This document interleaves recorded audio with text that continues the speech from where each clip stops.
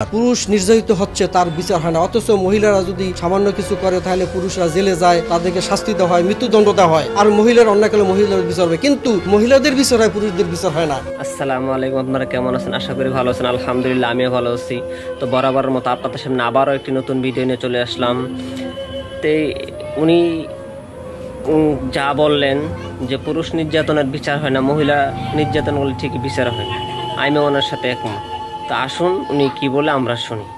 আমার স্ত্রী 11 বছর আমার সাথে সে সংসার করে। সাংসারিক অবস্থায় তাকে আমি MA পর্যন্ত লেখাপড়া করাই আমার নিজ খরচে। তাকে আমি বাংলাদেশ ব্যাংকে চাকরি দিই, খোঁজাখুঁজি করে তাকে পাই না। পরে জানি যে ওই ছেলের সাথে সে চলে গেছে। জন্য বলে যে মেয়েদেরকে কখনো পুরাপূর্ণভাবে বিশ্বাস করা ঠিক নয়, কারণ এদেরকে আপনি যে পরিমাণ বিশ্বাস করবেন ওরা সে পরিমাণ আপনাকে আঘাত দিবে, বিষাক্ত সাপের মতন।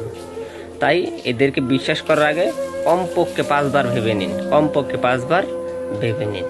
বাংলাদেশ ব্যাংকে 4-5 বছর পরই তার চাকরি পার্মানেন্ট হয়ে যায়। আবার সে অন্য একটা ছেলের সাথে পরকীয়া করে। পরকীয়া করিয়া আমার অজান্তে সে বাসা থেকে 2 লক্ষ টাকা এবং 5 লক্ষ টাকার স্বর্ণালংকার চুরি করিয়া সে নিয়ে যায়। নিয়ে তো যাবেই, কারণ ওই মহিলা ওই লেভেলের মহিলা, যে মহিলা বাচ্চা স্বামী ফেলে চলে যেতে পারে, তার জন্য তো টাকা পয়সা বা স্বর্ণ গয়না কিছুই না, চুরি তো করতেই পারে।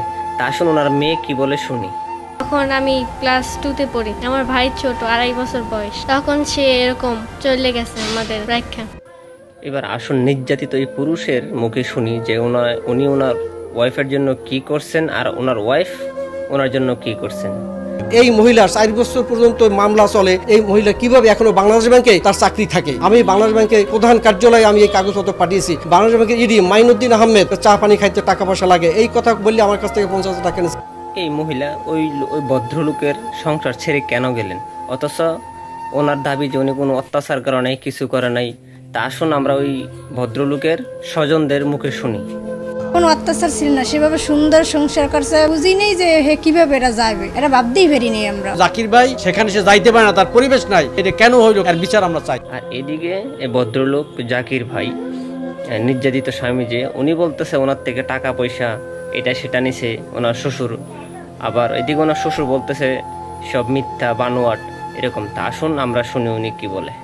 এই যে কইতেছে এখন বর্তমানে যে আমার 2.5 লাখ দিছে, 3 লাখ দিছে, 5 লাখ দিছে, এই কইতেছে একটা আমার নামে 4 দিয়ে মামলা দিছে। এই মামলায় একটাই দাবি করছে সে 13 লাখ, প্রত্যেকটাই প্রোটেস্ট হয়েছে মিথ্যা। এখন সে যদি কইতে থাকে তা আমার কি করার আছে? তো এখন পুরুষ নির্যাতন থেকে বাঁচার কি উপায়, তে আসুন আমরা ওনার থেকে কিছুটা ধারণা নেই। এদিকে পাবলিক প্রসিকিউটরের মুখ থেকে, সম্মানিত ব্যক্তি, তো ওনার মুখ থেকে আমরা শুনি যে এখান থেকে এখন বাঁচার উপায় কি। বাংলাদেশে যতগুলো আইন সৃষ্টি হয়েছে মহিলাদের কল্যাণে, এগুলো এখন বুমেরাং হয়েছে পুরুষ জাতির জন্য। এই নারী নির্যাতনের আইনের কারণে পরকীয়াটা কিন্তু অনেক বেশি বেড়ে গিয়েছে এবং নারীরা খুব বেপরোয়া হয়ে গিয়েছে। পুরুষদের সাংসারিক নির্যাতনের হাত থেকে রক্ষার জন্য নতুন আইন প্রণয়নের জন্য এখন ভাববার একটা সময় ইতিমধ্যে এসে গিয়েছে। আর এদিকে নির্যাতিত জাকির হোসেন উনি মাননীয় প্রধানমন্ত্রীর কাছে কি আবেদন করলেন ওটা আমরা শুনি।